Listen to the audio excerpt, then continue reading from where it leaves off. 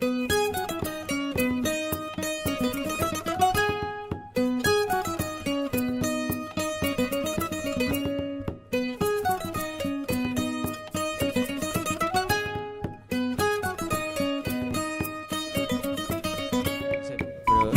podamos conversar sobre lo que a ustedes les sirva más.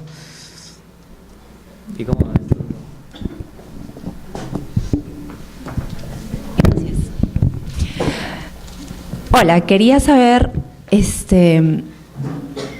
cómo se materializa el trabajo dentro del colegio. ¿Eres profesor contratado? O sea, vas a ser profesora contratada en mi caso, ¿no? Por ejemplo, si me decido, ¿no? O asistente de aula, vas a tener a cargo un grupo de niños, cómo se escoge, si es de primaria, secundaria, lo que me bueno, no sé. Básicamente entramos en colegios donde hay espacios. La realidad del sistema educativo es que cuando tú divides el número de profesores en el número de alumnos, parece como que sí, perdón, alumnos entre profesores, parece que sí calza, pero en la realidad hay un montón de lugares en el país en donde no hay profesores. Y vamos a esos lugares, vamos a colegios donde tienes de primero a sexto de primaria y hay solamente un profesor. Y en esos colegios los niños de todos los grados están metidos en un solo salón. Es una situación complicada en términos pedagógicos. Entonces, por ejemplo, a ese tipo de colegios vamos. Y no somos contratados por el Estado. Pero sí tenemos convenios con gobiernos regionales y direcciones locales y con los colegios para poder entrar al colegio como profesor. Y en esos casos es de gran colaboración, porque a ese profesor que ha estado, que es heroica la labor de ese profesor, porque ha estado 25 años yendo a ese colegio solo, ¿no? A enseñar a los 6 grados, ahora puede tener el apoyo de 2 profesores más, que están entrenados y todo, para beneficio para los estudiantes, ¿no?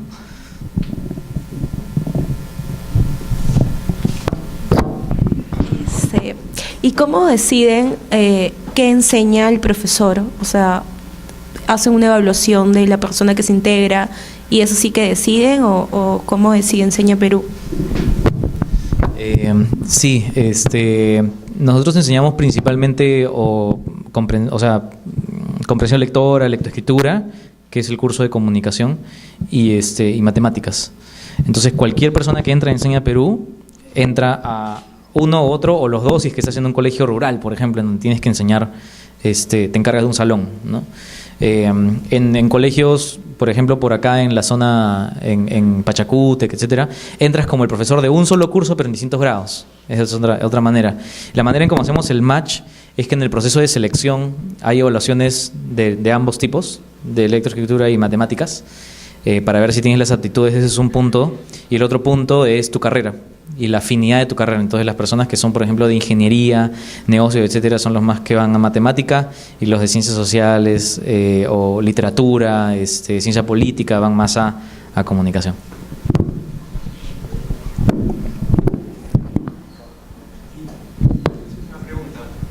Sí. ¿Pueden ser profesores a tiempo completo?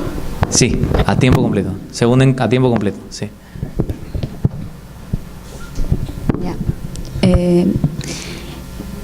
Por lo que cuentas, ¿no? Es una iniciativa muy humana esto, ¿no? O sea, parte de un interés en las otras personas. ¿Cómo hacen los profesores para transmitir eso, para formar a los alumnos no solamente a ese nivel educativo, sino también en ese otro aspecto, ¿no? En el aspecto un poquito más humano? De hecho, tenemos como, en la manera en que entrenamos a nuestros profesionales para que aborden el proceso de sus estudiantes, tenemos 2 áreas, aprendizaje y afecto, así lo llamamos. En la parte de aprendizaje es la parte pura y dura de la habilidad que tienes que enseñarle al estudiante o que tiene que aprender a leer, ¿no? Está en Cajamarca, está en 5º grado y no sabe leer. Entonces, esa es la parte de aprendizaje, de toda la técnica que tiene que tener de pedagogía y el acompañamiento que tiene que tener para avanzar en eso. Y la parte de afecto es cómo trabaja la parte del desarrollo como persona del chico, sea de primaria o de secundaria, de acuerdo con el caso los entrenamos, y los entrenamos en la manera en que las dos cosas se unan. Entonces, por ejemplo, si tienen que un ejemplo súper puntual, ¿ya? Si tienen que aprender a escribir, hay un tema de la currícula que es escribe una carta. Es uno de los temas de la currícula. Entonces, en vez de solamente enseñar técnicamente a escribir una carta, lo que va a hacer el profesional de Enseña Perú es, vamos a hacer un proyecto, una iniciativa de mejora de la comunidad, para la cual vas a tener que escribirle una carta al alcalde para que ocurra en la realidad.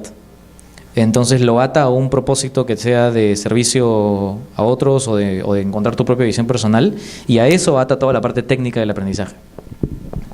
Y los entrenamos para que hagan eso. Sí. ¿Qué indicadores utilizan para medir su desempeño? El desempeño de impacto o de toda la organización. Bueno, del impacto. Del impacto tenemos, para la parte de aprendizaje y afecto con los estudiantes, tenemos, agarramos el currículo de los mejores países del mundo y lo cruzamos con el currículo del país para generar estándares de educación, los cuales se traducen a pruebas de diagnóstico y de avance para poder ver cuál es el porcentaje de avance de los estudiantes en cada curso de acuerdo con las habilidades. Y para la parte de afecto también trabajamos un grupo de áreas que tienen que ver con autoconfianza, resiliencia, habilidades interpersonales y entusiasmo por aprender. Y a través de la investigación del equipo, que dicho sea de paso tiene también educadores, hicimos rúbricas que luego fuimos testeando, que son como instrumentos alternativos que se utilizan justamente para este tipo de aspectos de estudiantes. Es un set de resultados. El otro set de resultados tiene que ver con, digamos que es paralelo, es el grado de maestría de las competencias de los profesionales que son reclutados por Enseña Perú. Porque aparte del impacto de los estudiantes, el programa de 2 años implica que en tu camino de desarrollo profesional vayas acumulando maestría en distintas partes de tu desarrollo, ¿no? Cómo piensas de manera estratégica, si puedes o no movilizar a grupos de personas, tus habilidades de comunicación, etcétera.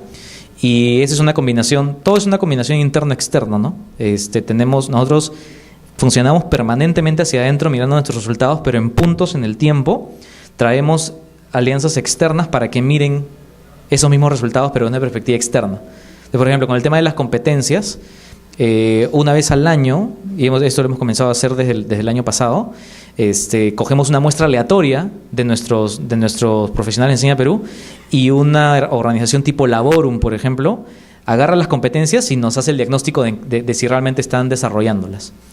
Y aparte de eso, hay, o sea, como les dije, ¿no? Los resultados resultados de satisfacción, por ejemplo, con los colegios, qué tan satisfechos están con la labor de nosotros, en la parte de egresados es a qué lugares van los participantes, qué tipo de iniciativas hacen para movilizar cambios.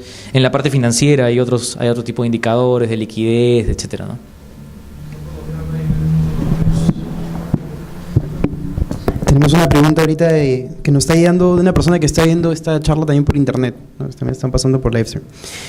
La pregunta es, dado que las experiencias pueden ser fuertes, pregunta si es que por eso hay algún tipo de acompañamiento personal y espiritual a los profesores, y cuál sería el componente humano que recibe el profesor en estos casos, ¿no? Si hay algún tipo de feedback, ¿no?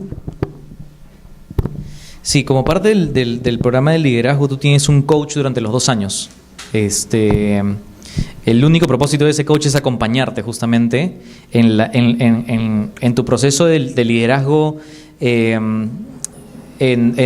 digamos, en 2 áreas. El liderazgo que vas a ejercer con tus estudiantes y el liderazgo que vas a ejercer con el sistema de tu comunidad, dentro de lo cual está obviamente el liderazgo que haces contigo mismo, ¿no? Esencialmente, si entras en Enseña Perú, entras, por ejemplo, a un colegio en Cajamarca y tienes a una persona por cada 10 profesionales de Enseña Perú, que todo lo que hace es acompañarte, visitarte a tu colegio, tener conversaciones sobre lo que está ocurriendo, decantar la experiencia, trabajar tus habilidades, ayudarte en temas de enseñanza también con tus estudiantes. Y el proceso está estructurado a lo largo de los 2 años, es secuencial, es como una currícula en donde, no sé, haces, por ponerte un ejemplo, ¿no? Movilización de personas 1, 2 durante tu primer año, 3 y 4 durante tu segundo año. Y una parte muy importante del entrenamiento de Enseña Perú es justamente esta búsqueda de autoconocimiento. Desde el día 1 de Enseña Perú, todo profesional de Enseña Perú comienza a conocerse de manera profunda, a conocer quién es y quién no es, y a ir en búsqueda de su propósito, y ser coherente con sus acciones en torno a eso. Dentro de esa experiencia hay dinámicas que facilitan eso, procesos de reflexión autónoma, pero todo guiado. Es un programa guiado con estructuras, con formatos y con personas que constantemente están ahí coacheando el desarrollo de cada uno de ellos.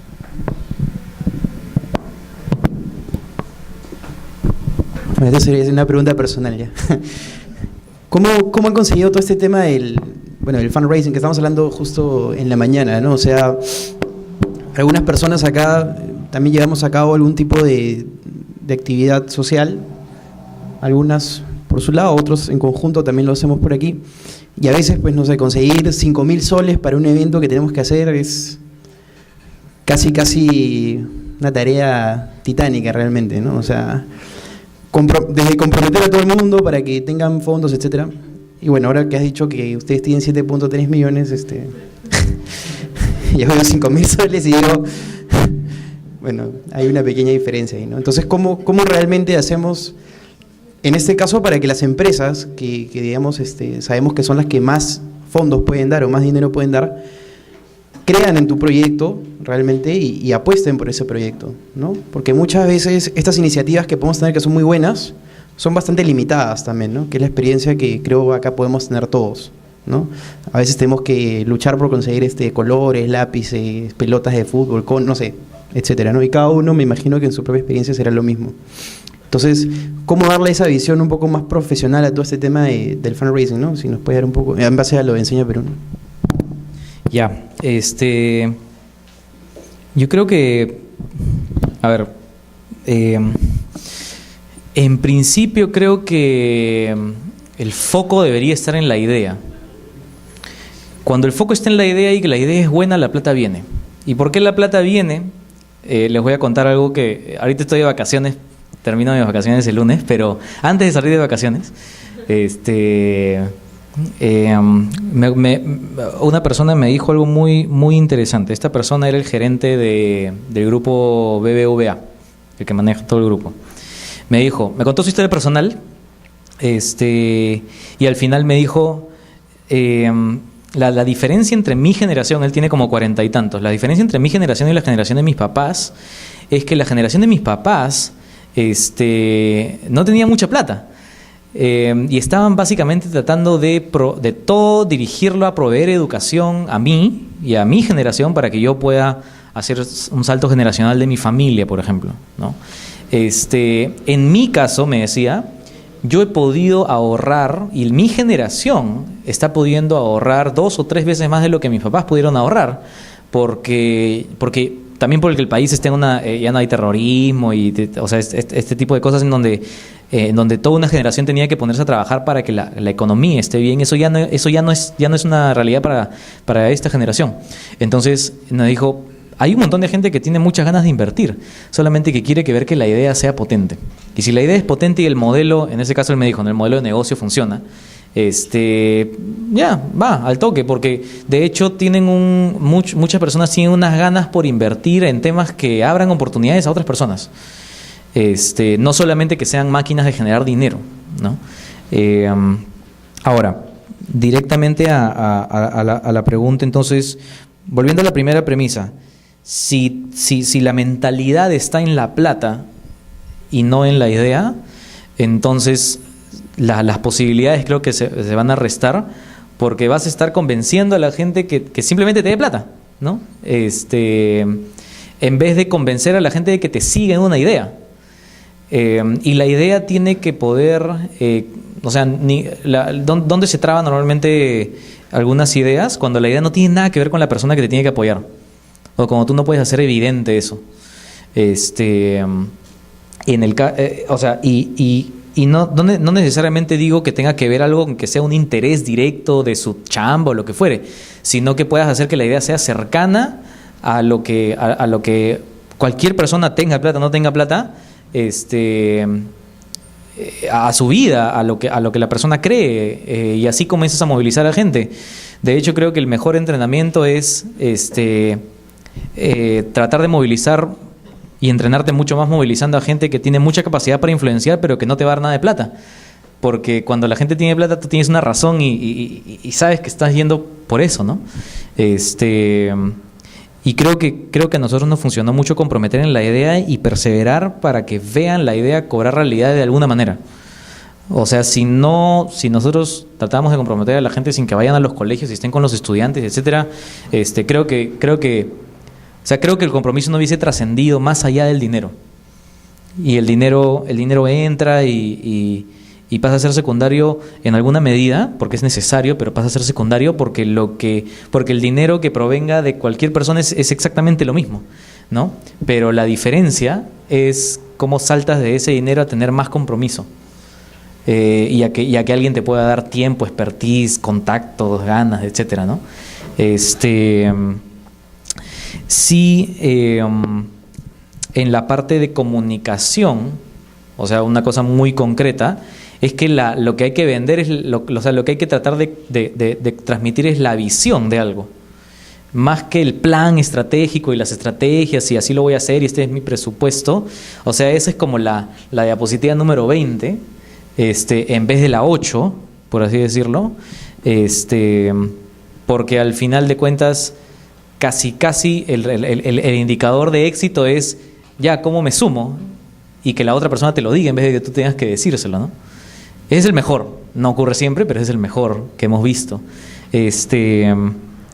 ¿Cómo hemos comenzado nosotros en Enseña Perú? Hemos comenzado con 75-80% empresa privada de Perú o del extranjero, un porcentaje de filantropía, y creo que eso también fue muy importante, comenzar con un pequeño porcentaje de filantropía y tratar de elegir qué personas eran filántropos de Enseña Perú al inicio, porque justo estaba leyendo hoy día un punto potente de movilización para una persona es lo que hacen sus pares.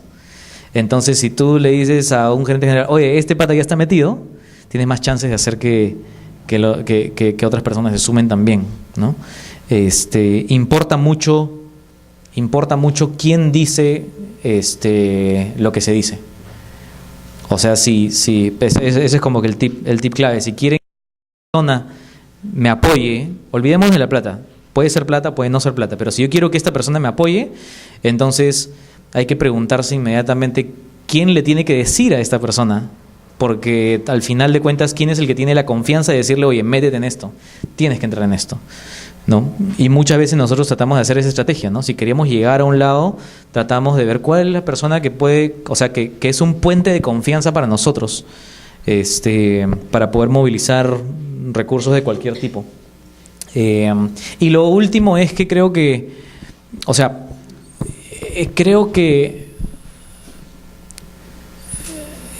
hay una pregunta también que cuando me dan la oportunidad de poder mirar un proyecto, hay ciertas formas de hacer las cosas que ya están desgastadas, formas de recaudar fondos que ya están desgastadas, cosas que hacer, proyectos, ideas que ya están desgastadas, que son en esencia lo mismo, la misma forma. Y cuando la idea está desgastada, evidentemente la pregunta es, ¿pero por qué te voy a dar esto si eso ya funciona allá? Mejor pongo mi tiempo, mi dinero, mis ganas por allá. Entonces creo que un punto importante es poder estar en contacto mucho con lo que está ocurriendo en el mundo, con qué ideas nuevas están surgiendo en el mundo. O sea, ya no hay excusa para no estar informado de lo que ocurre en el mundo, de qué nuevas ideas están ocurriendo, porque si la idea es o la forma es lo mismo de siempre, hay muchas más chances también de que te digan, o sea, voy a poner un ejemplo, ¿ya? Yo también lo he hecho, entonces, pero quiero ser completamente franco con ustedes, ¿ya? Porque esta, por ejemplo, palabra la escuchamos un montón, pero quiero ser franco porque creo que es importante. Talleres.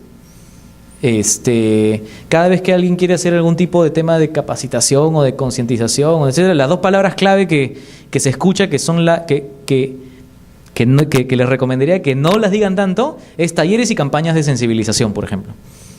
Que muchos de nosotros hacemos campañas de sensibilización, Pero estamos hablando específicamente de ir con una idea a alguien para obtener. Si tú dices talleres y campañas de movilización y esa persona ya ha escuchado 100 veces eso, tú eres el 101, ¿no? Esa es la realidad. Y por eso me parece importante decírselos. Pero si vienes con otra cosa, tú eres el número 1 de la siguiente lista. No eres el 101 de la lista anterior. Y creo que las nuevas ideas las encuentran saliendo de lo que está ocurriendo en el país también. Dentro del país están ocurriendo cosas bacanes, fuera del país están ocurriendo cosas igual de bacanes. ¿Cuántos países hay en el mundo? Más de 150. Muchas cosas están ocurriendo en lugares como India, en China, en lugares de África. Gente que está resolviendo problemas concretamente, o sea, pero fuera de serie. Y a veces, como les digo, no hay tanto que estarse rompiendo la cabeza por una cosa más nueva, completamente nueva, sino mirar al mundo y decir, oye, esto no hay en el Perú, puede funcionar, ¿por qué no lo hacemos? Sí. Una pregunta, y entonces, ¿cuál es la proyección, la perspectiva que ustedes tienen de Enseña Perú, ¿no? Decías, tú decidiste quedarte acá en Perú, ¿no? Porque tenías como una misión, un compromiso, te sentiste identificado, ¿no? Sí. Por tu trabajo. Entonces, ahora, ¿cuáles son tus próximos proyectos o cuáles son sus metas, ¿no? Y que realmente valen la pena, como dice, quedarse en el Perú. De la organización. A ver, un punto importante que David me dijo que era importante que lo mencione, era que, bueno, con el título, ¿no? De las ONG, si son solamente buenas intenciones o no, etcétera. Uno podría decir que ha habido dos realidades dentro del tema de las ONGs. Yo soy muy franco en las cosas que digo, pero me parece que tiene mucho propósito decirlas de sacar los elefantes que están en el cuarto. El primer elefante es que las ONGs que las ONGs en promedio son, por definición, voy a decirlo así, mediocres. Y la segunda es que también le escuchamos al principio y que trabajamos muy duro para que no hubiera eso, es que yo creo mi ONG para vivir de mi ONG. Eso también hemos escuchado, cuando escuchas tipo de 5 personas que no tienen nada que ver una misma cosa y 2 artículos en medios masivos, comienzas a darte cuenta de que hay una mentalidad con respecto a algo. Hay un libro súper chévere que se llama De bueno a grande, Good to Great, y que justamente trata de estudiar las mejores organizaciones del mundo con los mejores resultados del mundo, y de hecho las buenas prácticas de profesionalismo y de planeamiento estratégico y de auditoría y resultados, etcétera, no son propias del sector privado, son propias de organizaciones excelentes o que aspiran a ser excelentes.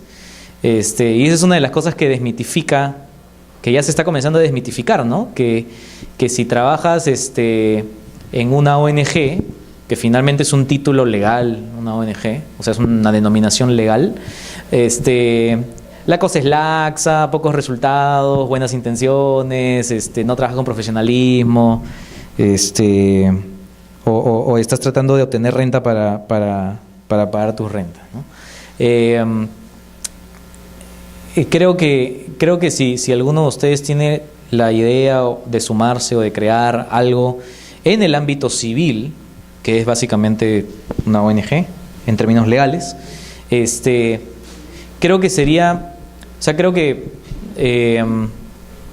la responsabilidad o la decisión finalmente de hacerlo lo mejor de lo mejor ya queda en cada uno de ustedes, pero lo que le quería decir es que las buenas prácticas en todo ese ámbito de cómo manejar una organización no son buenas prácticas empresariales, son buenas prácticas organizacionales.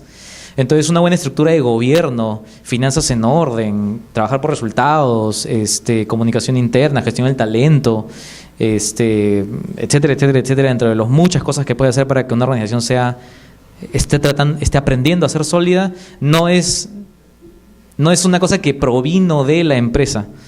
Es una cosa que ocurre en más empresas que ONGs, sí, hoy día.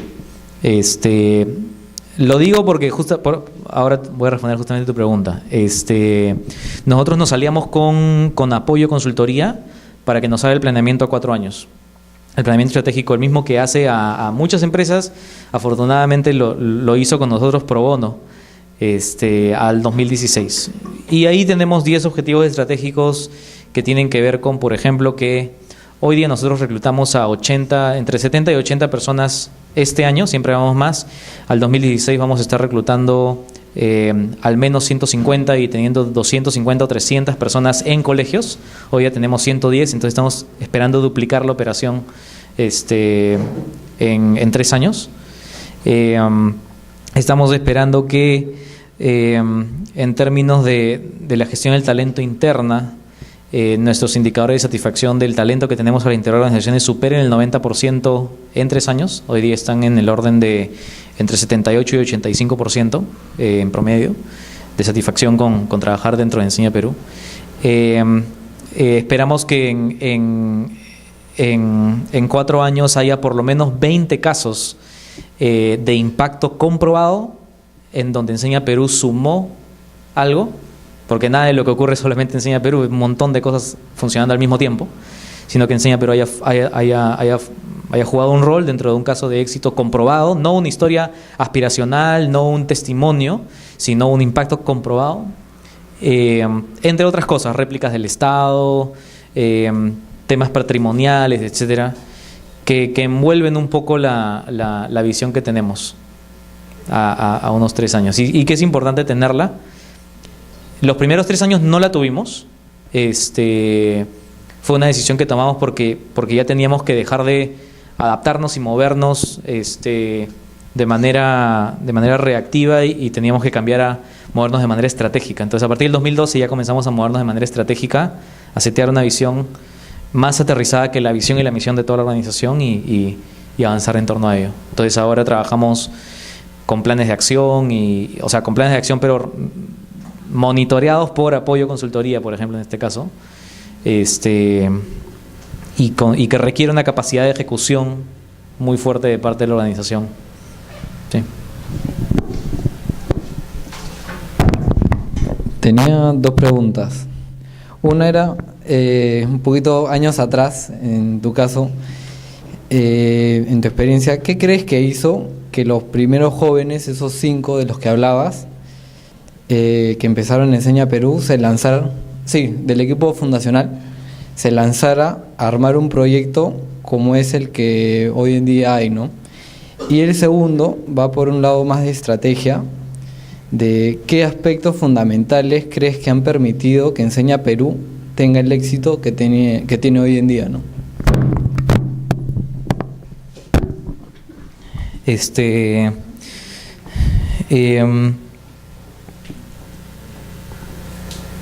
Lo primero es, para nosotros 6, es definitivamente, es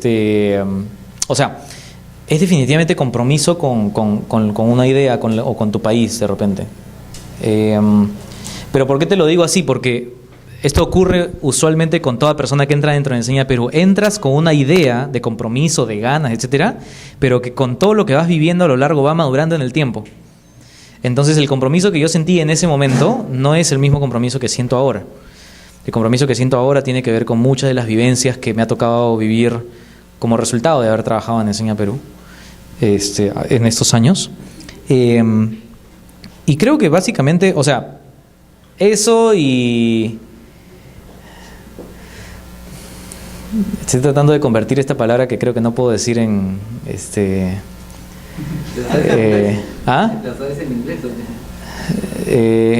es una combinación de coraje con ganas de desafiar y lo que dice que los futbolistas deberían tener. Garra, una cosa así, ¿no? Ya. Pero garra para desafiar caminos ya trazados.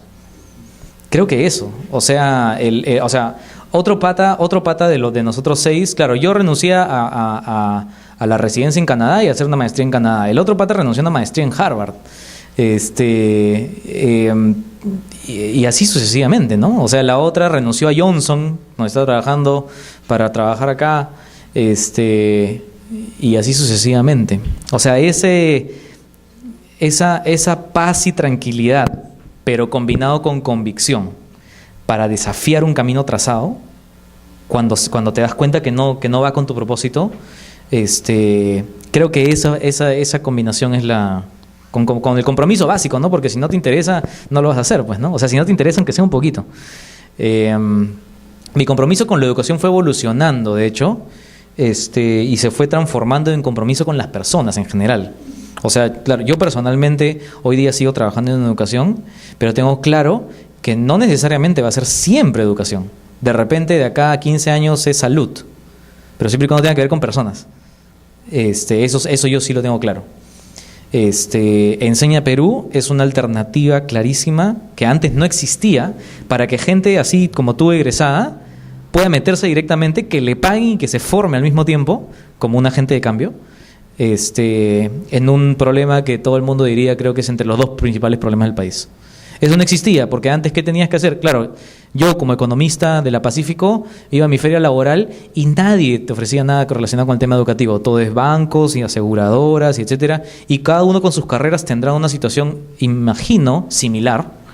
Los comunicadores en Imagina, etcétera, Circus, lo que sea. Y lo otro que tiene mucho valor es que están los voluntariados, porque los voluntariados también te permiten entrar, pero son voluntariados, ¿no? La dicha para mí de estar en Enseña Perú es que yo puedo hacer esto a tiempo completo. O sea, es mi chamba, ¿no? Es mi chamba sacarme a la mugre para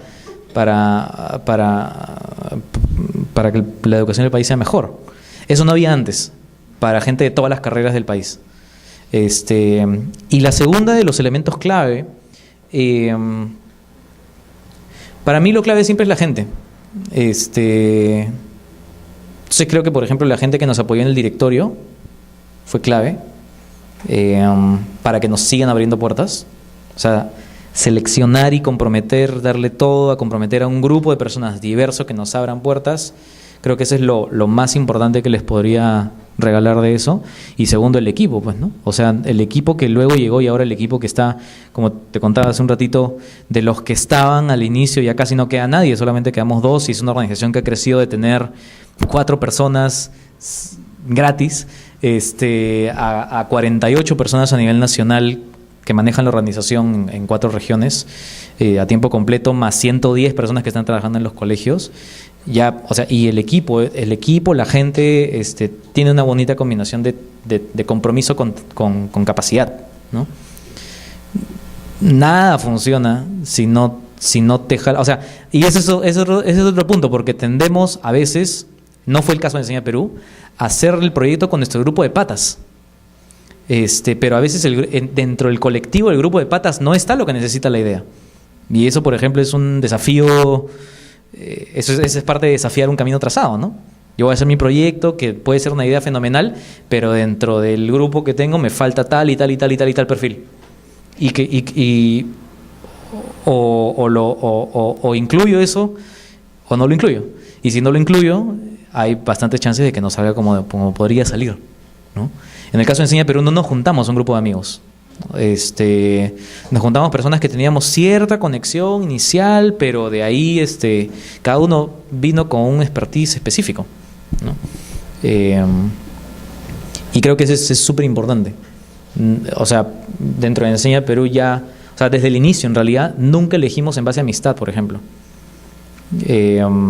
Ahora todos somos amigos, obviamente, pero no elegimos en base a amistad, porque tú miras la idea, miras el propósito y dices qué es lo que es necesario para ahí. Eso es lo que tengo que tener. En sistemas, en página web, en plata, etcétera.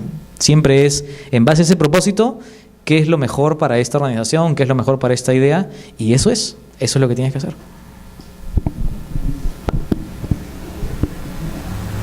¿Alguien más?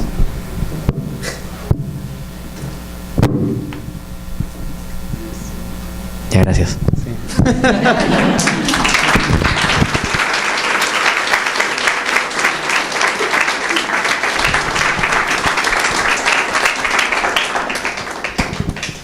Bueno, le agradecemos nuevamente, ahora sí, a Franco Mozo por la charla que nos ha dado. Creo que ha sido muy buena la charla para muchos, para personas que estamos metidas en esto, que nos queremos meter en algún proyecto social. Creo que hemos dejado como algunas conclusiones, nos ha dejado más preguntas que nosotros le hemos dejado a él, lo cual creo que ha sido también bastante positivo y también te lo agradecemos. Un poco para... ¿Perdón? Sí, bueno, al final vamos a estar aquí, hay un coffee break también, esta vez sí cuesta. Y nada, pueden también conversar con Franco ahí para que les dé su correo o cualquier pregunta, consulta, ¿no?